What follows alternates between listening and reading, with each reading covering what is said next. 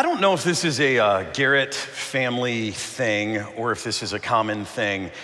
You can tell me in a moment. I grew up hearing repeatedly from my parents the story of the day I was born. Anyone else kind of grow up hearing a lot about the day you were born? A few of you? Yeah, the story goes, just a real quick version of it. The story goes like this, that my mom went into labor, and she went into the hospital, and when she arrived at the hospital, the doctors were concerned. There was some sort of fetal distress, and this is before they did a lot of ultrasound stuff, so they weren't really sure what was going on, but they became very concerned, and they told her, we're afraid there's something seriously wrong with your child. We're afraid that he might have a disability of some kind, whether it's developmental or physical, we're not sure, but you should be prepared. And of course, my mom was scared to death. So she's in labor and she's so afraid that something is wrong. And then I was born, and they looked at me, and I was completely healthy, and they were like, oh my gosh, this is great. And then apparently, I was born also with a very full bladder. Because a moment after they kind of looked me over and they're like, oh gosh, he looks healthy, okay, everything looks okay.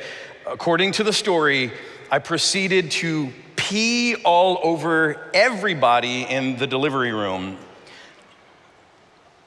At least that's the story that they've told. And they told that story repeatedly over and over again, reminding me about how I greeted the world with urine. True story, at least, again, that's what I'm told. They like to tell this story, especially when I had friends over or, when I was dating a girl and I'd bring her home. They'd love to tell this story. Now, for me, even though it was kind of an embarrassing story, I appreciated hearing the story about the day that I was born. There's something about that. So we continue that pattern with our own kids. Our kids have heard again and again stories about the days that they were born. Eliana, our oldest, she heard about how we basically walked her out of the womb. Jocelyn was in early labor for a couple of days, and we're like, forget this. And so we're like, we're just gonna spend a whole day walking. And so we walked for miles that day. And sure enough, Ellie was born a few hours later.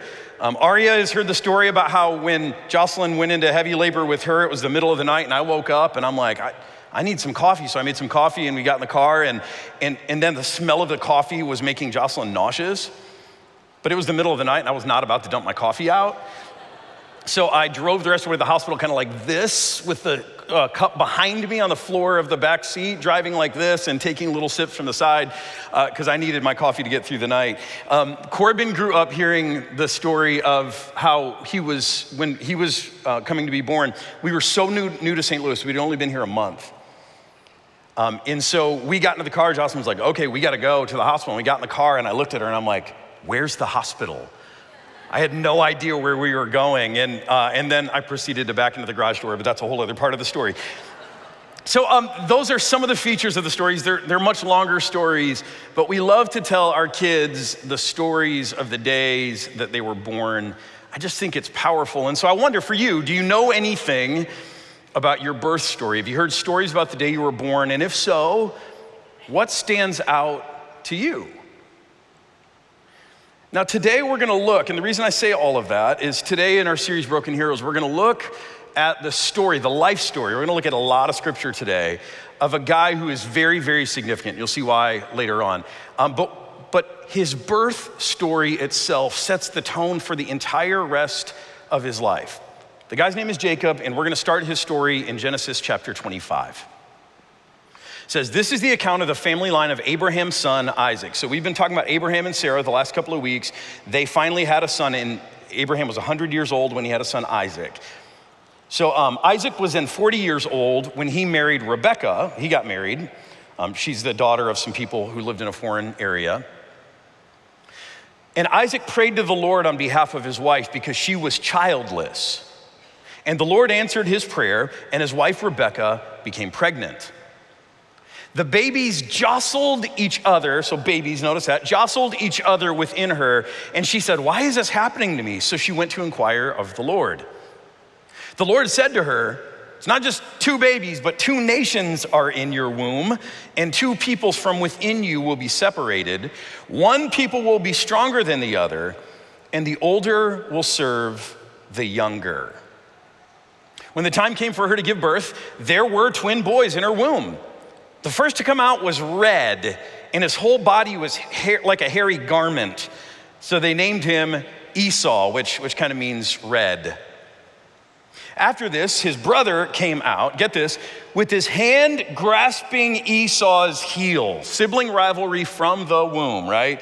Like, I'm not gonna let you get out. Don't you dare get out of here first. So he was named Jacob, Yaakov, which literally means he grasps at the heel. It's kind of like Dances with Wolves, if you saw that movie back in the day. You just kind of, it's the whole thing. Isaac was 60 years old when Rebekah gave birth to these boys. Now, you notice some common patterns if you've been with us in this series. Childless women, 2 sons who become 2 nations. But you also notice some distinctives of this story. One of the distinctives is from the time they are in the womb, they're fighting, they're jockeying for position, these 2 boys. And apparently they don't know what God had already declared, that one would be stronger, but the older would serve the younger, which again is a pattern that God does from time after time, that God chooses the least to be the greatest is least, right? He does this upside down thing again and again. God does not look for people that the world would deem the most impressive people. He consistently chooses the unexpected. But I also want you to focus at this very important detail, how Jacob is born, right? He's born grasping his older brother, slightly older brother's heel. And so they name him Jacob, which literally means he grasps at the heel. But figuratively, what that name means is he deceives, right? You grasp at someone's heel, you're willing to trip someone up in order to get over on them. He deceives or he hustles. He'll come from behind to take whatever it is that he wants. Jacob, he deceives. Now, one other thing I can't get out of my mind is how literal these people were in naming their kids, right? You have a baby and he's kind of red, so you name him Red, you name him Esau. You have a baby and he's grasping his brother's heel, so you name him, he grasps at the heel. Having told you my birth story today, I am so grateful my parents didn't follow this custom. I have enough explaining to do when people ask me where Dion came from. Now, this shows us one other thing that I just want to highlight. It shows us a reality that is also consistent throughout the scriptures, and that is words have power to create. Words have power to create, and every parent knows this and is terrified by this reality, right? That your kids will eventually grow into the words you speak over them. And we're gonna see that play out here in this next section. So, time goes on, Jacob's now a man, his father is really old. We're gonna look at the next part of the story. When Isaac was old, he was already old, kind of, and now he's really old, and his eyes were so weak that he could no longer see. He called for Esau, his older son, the firstborn, and said to him, "My son, here I am," Esau answered. Isaac said, "I'm now an old man, and I don't know the day of my death. Now then, get your equipment, your quiver, and your bow, and go out into the open country to hunt some wild game for me. Prepare me the kind of tasty food I like and bring it to me to eat so that I may give you my blessing before I die." Now again, words create reality. And in the ancient world, I can say a lot about this. I won't today. Only that this paternal blessing of a father speaking this blessing over his son was one part last will and testament. It was one part that, kind of declaring your final wishes.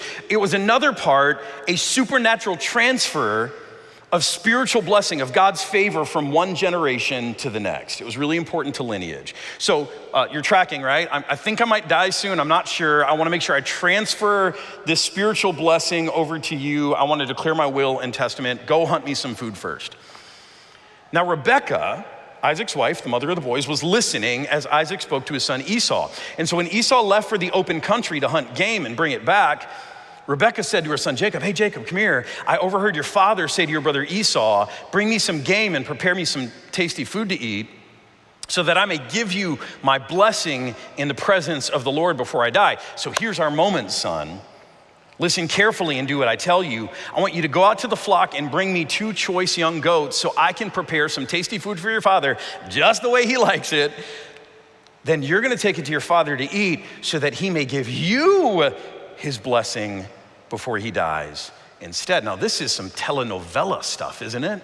Telenovela, right? I mean, this is some intrigue. The mom is now teaming up with her son to outsmart the dad, to cut out the older son. This is very dysfunctional family behavior. Look at Jacob's response.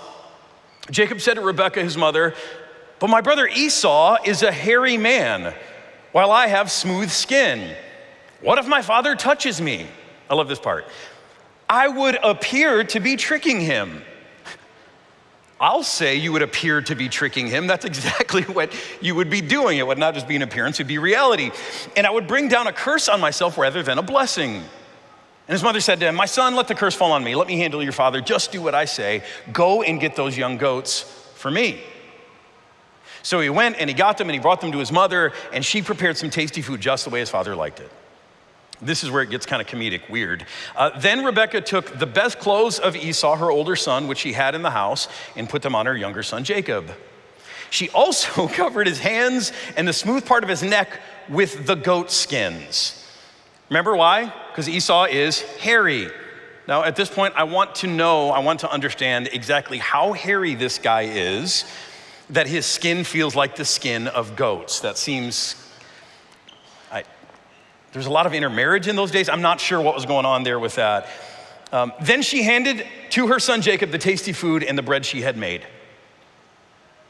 I think we're done here, or do we have more? Okay, yeah. He went to his father and said, "My father." "Yes, my son," he answered. "Who is it?" Jacob said to his father, "I am Esau, your firstborn." So he lies. "I have done as you told me. Please sit up and eat some of my game so that you may give me your blessing." Isaac asked his son. Now, this is kind of like, to me, like an episode of America's Dumbest Criminals, right? And you're just like, no way are they gonna get away with this. Like, Isaac is old and he's blind, but he's not stupid. This is never gonna work. And Isaac's onto him. So Isaac asked his son, "How did you find it so quickly, my son? That was record time." And he says, "Oh, the Lord," notice this, "the Lord your God." It's also a statement about where these boys are in their own faith with God. "The Lord your God gave me success," he replied. Then Isaac said to Jacob, "All right, why don't you come here so I can touch you, my son, to know whether you are really my son Esau or not." Uh-oh. Jacob went close to his father Isaac, who touched him and said, "The voice is the voice of Jacob, but the hands are all goaty like Esau." He did not recognize him, for his hands were hairy like those of his brother Esau, so he proceeded to bless him. "But wait a minute, are you really my son Esau?" he asked. "I am," he replied. "Okay, then why don't you bring me some of your game to eat so that I may give you my blessing?" So Jacob brought it to him and he ate, and he also brought some wine and he drank, and I'm sure that helped this whole thing work. Give dad a little bit more wine, it'll work. Then his father Isaac said to him, "Come here, my son, and kiss me." So he went to him and he kissed him. When Isaac caught the smell of Esau's clothes, right, he's wearing Esau's clothes, he blessed him and said, "Ah, the smell of my son is like the smell of a field that the Lord has blessed." I think it's a compliment. Right? "May God give you heaven's dew," and here he goes with his blessing, "and earth's richness, and abundance of grain and new wine. May God prosper you. May nations serve you and peoples bow down to you. Not only them, but be Lord over your brothers. And may the other sons of your mother bow down to you. May those who curse you be cursed, and those who bless you be blessed." After Isaac finished blessing him and Jacob had scarcely left, again, remember this paternal supernatural blessing, it's a very big deal. He had scarcely left his father's presence. His brother Esau came in from hunting. And he too prepared some tasty food and brought it to his father. Then he said to him, "My father, please sit up and eat some of my game so that you may give me your blessing." And his father asked him, "Wait a minute, who are you?" "I'm your son," he answered, "your firstborn, Esau." This part makes me so sad, it breaks my heart. Isaac trembled violently and said, "Who was it then that hunted game and brought it to me? I ate it just before you came, and I blessed him, and indeed he will be blessed." See, the blessing of God, the promises of God are irrevocable. You can't remove them. Once God speaks, once God blesses, he does not remove his blessing. That's good news for all of us, but it creates some tension here in this moment. When Esau heard his father's words, he burst out with a loud and bitter cry and said to his father, "Wait a minute, bless me too, my father." But he said, "Your brother came deceitfully." What does Jacob mean? Grasped at the heel, or the figurative? Deceiver, he deceives, right? He came deceitfully and took your blessing. And Esau says, well, isn't he rightly named Jacob? This is the second time he has taken advantage of me. He took my birthright before, we're not looking at that story, and now he's taken my blessing. So all these years later, Jacob is living up to his name, right? Proving to be exactly who he was in that moment of his birth. He is the guy who will trip anyone else up in order to get what he wants. He's willing to deceive. Now, Esau is a big man. He's a strong man. Jacob has outsmarted him here, but Esau could, in brute force, snap his neck and make everything right again in the family. So Jacob knows that, and so Jacob decides with his mother, again plotting, that he has to get out of town. So he escapes out of town. He's going to visit some distant relatives in the town that his mom is from. And as he's preparing to leave the area where his family had been living, and this is what later becomes the Holy Land. This becomes the land that God promised to give Abraham and Isaac, and now the rest of the descendants. When he's ready to leave this promised land, their future inheritance, as he's heading out of town, he has another encounter, this time with God himself. Genesis 28. Jacob left Beersheba, again, he's kind of leaving the region where they had been living, and he set out for Haran. When he reached a certain place, he stopped for the night because the sun had set. And taking one of the stones there, he put it under his head and he lay down to sleep. And he had a dream in which he saw a stairway resting on the earth, or a ladder. If you've heard of Jacob's ladder or played that game or heard the song, it's kind of where it comes from, exactly where it comes from. He saw the stairway or ladder resting on the earth with its top reaching to heaven, and the angels of God were ascending and descending on it. There above it stood the Lord, Yahweh himself, and he said, I am Yahweh, and I am the God of your father Abraham, and I'm the God of Isaac. And now I will give you and your descendants the very land on which you are lying. Your descendants will be like the dust of the earth, and you will spread out to the west and to the east, to the north, to the south. And all peoples on earth will be blessed through you, right? The people of God get prospered by God, but then they prosper others, not just you, but also your offspring. And this is important. I am with you and will watch over you wherever you go. I can't say a lot about this, but in those days, people kind of believed that they believed lots of gods, and they kind of had dominion over certain territories or countries. God's saying, wait a minute. Actually, it doesn't matter if you're traveling out of the zone. I'm still your God there. I'm your God wherever you go. I'm the true God. And I will bring you back to this land. I will not leave you until I have done what I have promised you. When Jacob awoke from his sleep, he thought, surely the Lord is in this place, and I was not aware of it. Then Jacob made a vow saying, if God will be with me and will watch over me on this journey I am taking and will give me food to eat and clothes to wear so that I return safely to my father's household, then the Lord will be my God. And not only that, but this stone that I have set up as a pillar will become God's house someday. In all that you give me, God, I will give you a tenth, a tithe. So here's what's interesting. Right, Jacob's been a deceiver. He tricks his father, tricks his brothers, running out of town. But before he escapes town, God appears to him and he says to him, hey, Jacob, in spite of all of the illegitimacy of how you've gotten these things, I'm still gonna fulfill my promise through you. Jacob, you do not deserve my blessing, but I'm gonna bless you.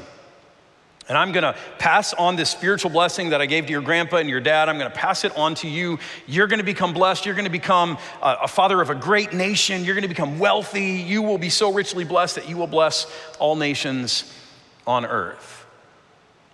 God appears to Jacob and says basically, hey, Jacob, you're gonna be a pretty big deal someday, even though you don't deserve it. Now, I also want you to notice this, that Jacob makes a promise back to God. Did you see it?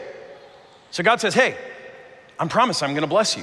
And Jacob makes a promise back to God, but it's a very conditional promise. He says, God, okay, if you bless me, if you watch over me, if you give me food to eat, if you make sure I get back here safely, then I will let you be my God. And I'll not only do that, but I promise to give you a tithe, a tenth of all of my future earnings. See, 27 months of commitment's not so bad when you compare it to a lifetime. I'll give you a tithe of everything else. But I love this idea from Jacob. He does not know God. He's not in relationship with him. And he says, but you know what? If you prove to me by blessing me abundantly, if you actually follow through, then I'll let you be my God because I'm kind of a big deal now. I'll give you the privilege of being my God. And so Jacob leaves this place where this thing happened. We're going to put a bookmark there. We're going to come back to it later because it figures in to an important part of the story later. And then he goes off out of town. And it's out of town. The reason I'm showing you this part is it's away from this land of blessing that Jacob is actually blessed. It's here while he's living abroad that God begins to fulfill his promise to him. Jacob leaves, of course, as a single guy, penniless, running for his life. But his life is about to change as he goes and he visits his mother's family. We're gonna meet this guy Laban here. Laban is his mom's brother, it's his uncle. And what you'll see is genetics are powerful. Right? You ever go to a family reunion, you meet some distant relative and you like look like them or you talk like them or you have mannerisms like them and you're like, that's so weird. In this case, the resemblance between Jacob and Laban is not primarily physical. They are cut from the same cloth. Look at this. After Jacob had stayed with his uncle a month, Laban said to him, just because you're a relative of mine, should you work for me for nothing? Tell me what your wages should be. And he sounds like he's generous, but he's not. He's not. Now Laban had 2 daughters. The name of the older was Leah, and the name of the younger was Rachel.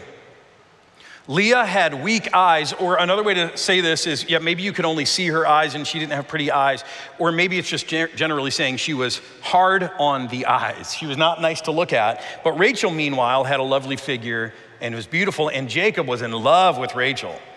And he said, okay, I'll tell you what I want for wages. I'll work for you for 7 years in return for your younger daughter, Rachel. And Laban said, it's better that I give her to you than some other man, so stay here with me.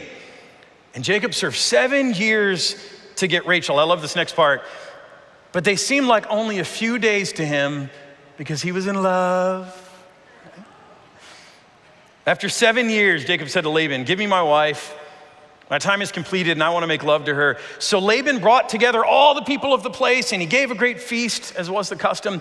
But when evening came, told you, cut from the same cloth, he took his daughter Leah, not Rachel, the one he loved, but the other daughter, the one who was not quite as nice to look at, and brought her to Jacob.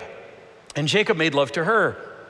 And Laban gave also his servant Zilpah to his daughter as her attendant. When morning came, there was Leah. It's like Vegas, isn't it? You're like, so that was some party, but what happened? We're married to, what? What's going on? So Jacob said to Laban, what is this you have done to me? I served you for Rachel, didn't I? Why have you, I love this, right? Why have you deceived me? The deceiver gets deceived. Laban replied, hey buddy, it's not our custom here to give you the younger daughter in marriage before the older one. So here's what I'll do. I'll make a deal with you. Finish this daughter's bridal week, then we'll give you the other younger one also in return for, I don't know, another 7 years of work. I love this. The deceiver gets deceived. The hustler gets out hustled by his uncle. And this will set off a dynamic between Jacob and Laban. It lasts 2 decades where these guys are trying to get over on each other. And by the end of it, 20 years later, Jacob will not only have Rachel and Leah as wives, but he'll take their 2 maidservants, Zilpah and Bilhah, as wives. He'll have children by all 4 of the women. He'll have 11 sons. We don't know how many daughters. He went as a single guy, but there, living in Laban's house, he prospered and became a family of a number of children. Not only that, but in this next scene, and I was gonna show you this, but it just gets too long. You can look at it yourself, Genesis 30. He also there not only becomes a giant family, but also while he's living there, he becomes very wealthy. And again, you can check out this plot for yourself, but the basis of it is after Jacob has a huge family, he's like, I'm ready to go home. And he and Laban fight about his wages. He's been working for Laban for 20 years and they come up with this deal. And Jacob says, here's the deal. Why don't you just give me all of the blemished lambs, the black sheep, right? The proverbial black sheep, they're less valuable. Give me the spotted lambs, the speckled goats. Give me the animals that aren't quite as valuable because their wool isn't white. You can't do as much with it. Why don't you just give me those kind of defective, less valuable ones? And Laban goes, sure, no problem. And Jacob goes, I'll keep working for you if you let me just have those ones that are kind of defective and you keep all the other good ones. And then Laban tries to get over on him.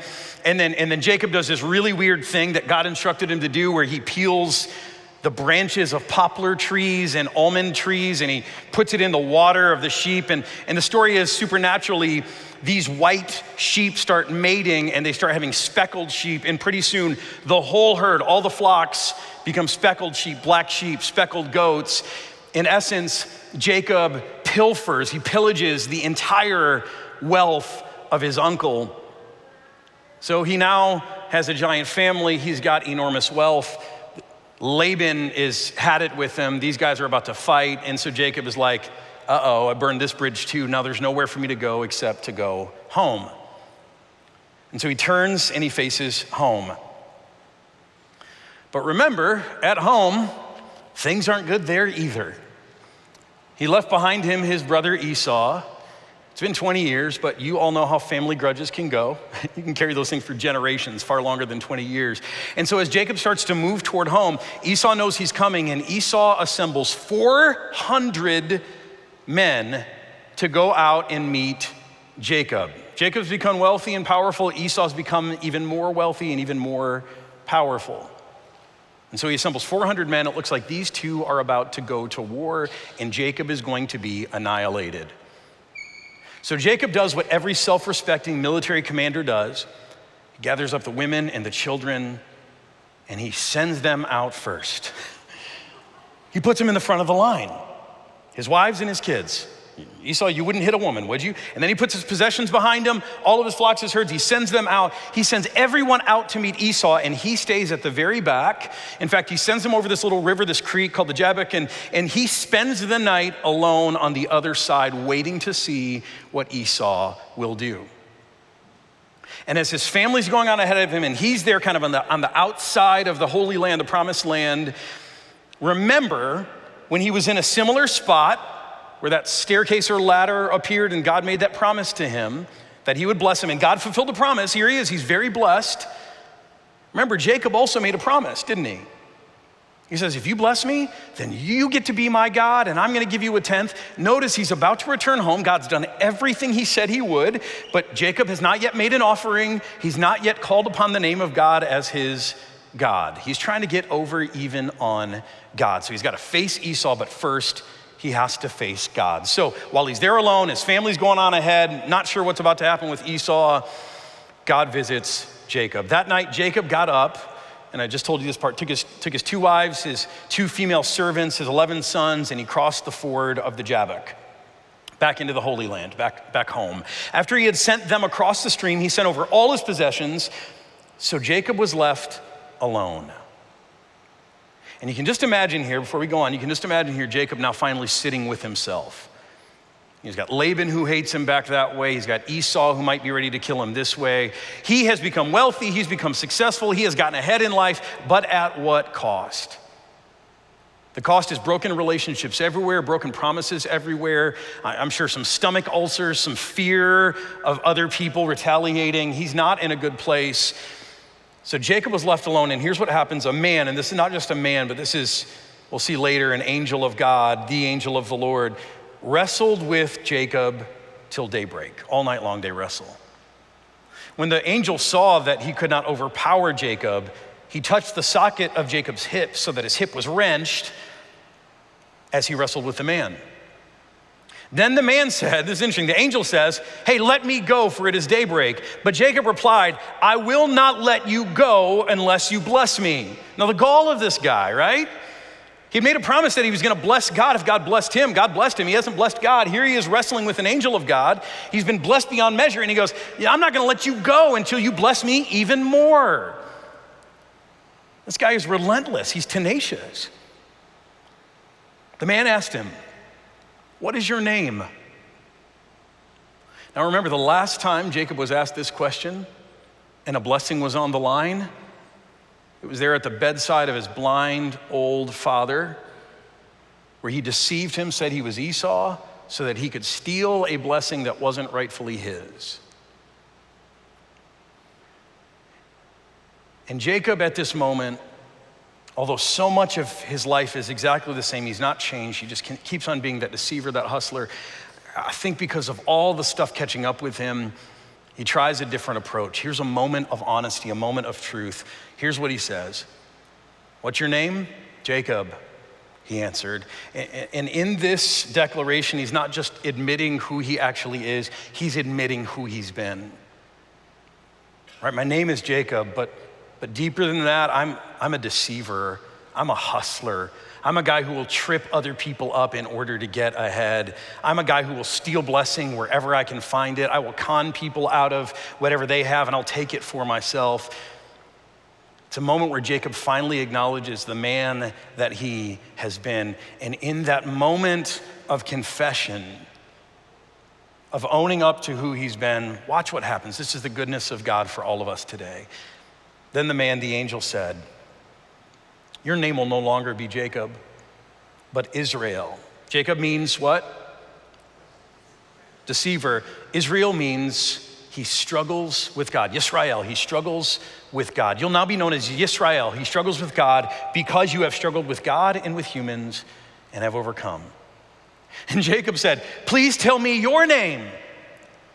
But he replied, why do you ask my name? And this is kind of like, we've already met before. Remember, your head was on the stone, the ladder. I made a promise to you. I introduced myself to you as Yahweh. I am the God of your fathers. Don't ask my name. You know who I am. I've already blessed you here once. But then he blesses him there again. So Jacob called the place Peniel, saying, it is because I saw God face to face, and yet my life was spared. See, this is why this is such an important story for us to go into detail in. That this is not just a significant moment, a turning point in Jacob's life, but this moment becomes the birth story for an entire nation. See, Jacob has 11 sons. He's going to have one more. Those 12 sons will become 12 tribes, a giant nation of people who will not be known as deceivers or tricksters or people who trip other people up in order to get ahead. Instead, this nation will be known not as Jacob, but as Israel, as a nation who struggles with God. That's a major upgrade in my mind. Except for us, I don't think we believe that struggle is an upgrade, do we? I think most of us try to shield ourselves from struggle wherever we can.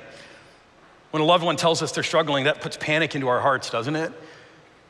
When your teenager or your college student or your young adult says they're struggling in their faith, I mean, that's heartbreaking for a parent. We don't see struggle as a healthy thing, as a good thing.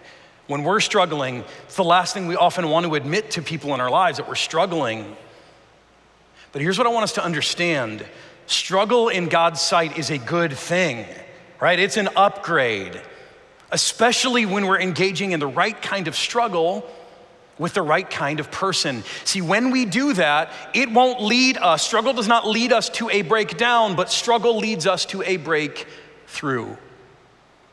And this is so important for us to apply to all of our journeys here today, that faithfulness isn't having all the answers.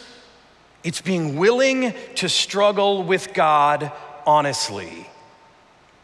See, this is what faithful people do. They don't have all the answers. They don't pretend that they do everything perfectly. But when they find themselves in moments of difficulty and crisis, when they've made bad decisions, when they're dealing with the weight of their past, sin, shame, regret, failure, instead of going around and picking fights with other people, we all know how we do that, right? You're feeling bad about yourself, and so you start fighting with the people around you. Instead of doing that, instead of cheating, lying, covering, deceiving other people so that stuff doesn't get to you, but you can still get ahead. Instead of doing what Adam and Eve did back in the garden where they messed up and they heard God coming and they ran away and hid from God.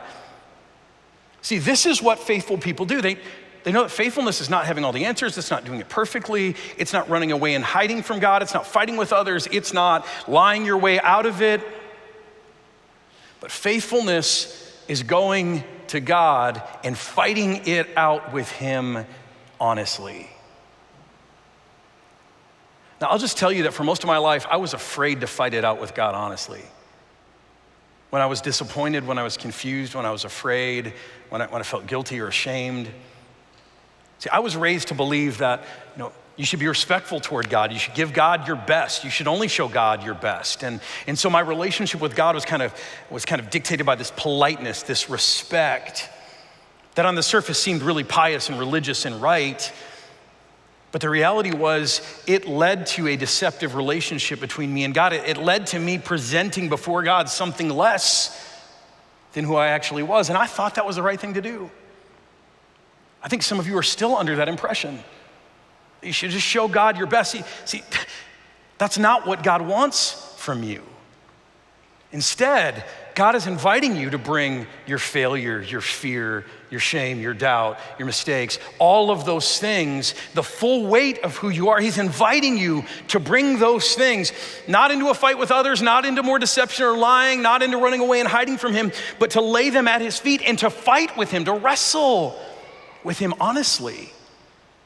To struggle with the reality of who you've been, who you are, what your doubts or your questions are. This is what God desires us to do. And to be clear, when we do that, we might walk away with a limp, like Jacob did. But here's what I can promise you, you will always walk away changed for the better. And this is why this story is such an important story for us to know, not just to help fill out some holes in our Bible knowledge. Jacob's story is so important, not just because it's the birth story of how this nation of Israel came to be and its history. It's an important story for all of us because if you have ever interviewed for a job, you know there's a little bit of Jacob that lives inside of you, right? That will deceive, that will play, that will try to put an untrue picture of yourself forward in order to get blessing in your life. And it probably shows up a million different ways. And if that's true of you like it's true of me, this desire to present yourself as you not as you really are, but to cover or to present yourself in some other way, then here's what we need to learn from Jacob. We need to learn what Jacob eventually learned to do. That the only right thing for us in those moments is to take the messiness of our lives and our stories, our fears and our failures, our shame, to lay that at the feet of God and to struggle honestly with him. This is what faithfulness does. And here's the promise. When we do, two things will happen. The first is that God will speak a new name over you. See, whoever you've been, God has a new name to speak over you. And I don't know what name you're dying to hear God speak over you. Whether that's loved, or treasured or valued, whether that's forgiven, pure, clean, whether that is son, whether that is daughter, whether that's brave, strong, courageous. I don't know what name you are dying to hear God speak over you, but here's what I can tell you. When you go to God and you wrestle honestly, he'll speak a new name over you. He'll give you a new hope, a new future, a new path for your life. Not only that, but when you wrestle with God honestly, you will walk away a little more whole.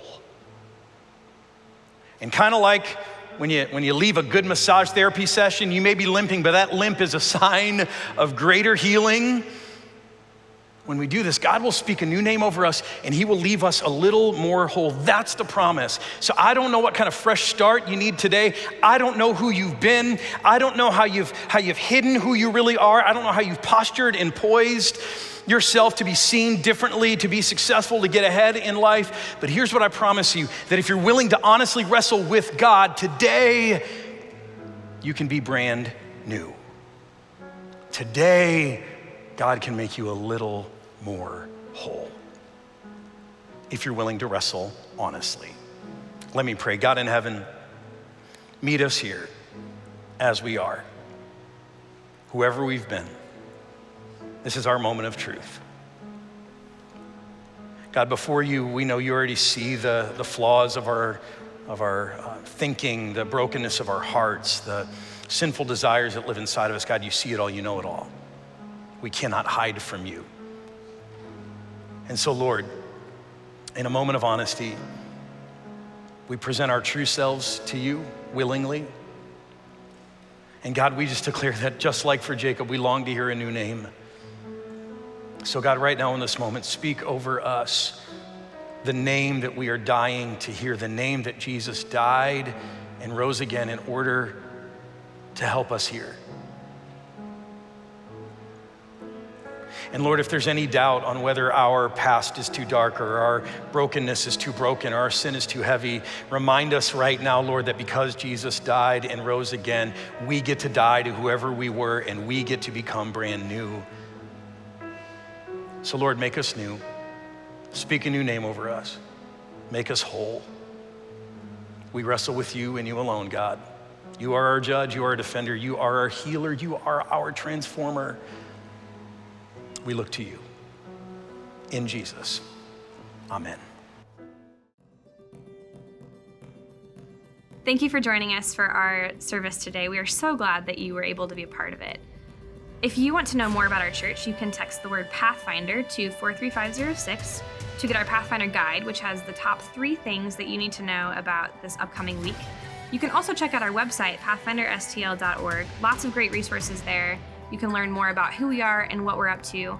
And while you're there, you can also find our message podcasts. This is a great way to listen on the go to previous messages, or if you felt today's impact from today's message and you want to hear it again, you can access those message podcasts on our website, pathfinderstl.org. And finally, before you head out, it would help us build our community if you could like, share, and comment on this video. Again, something so simple as that can help us boost our community and reach even more people with the good news of who God is. And we are so glad again that you joined us. Blessings on your week.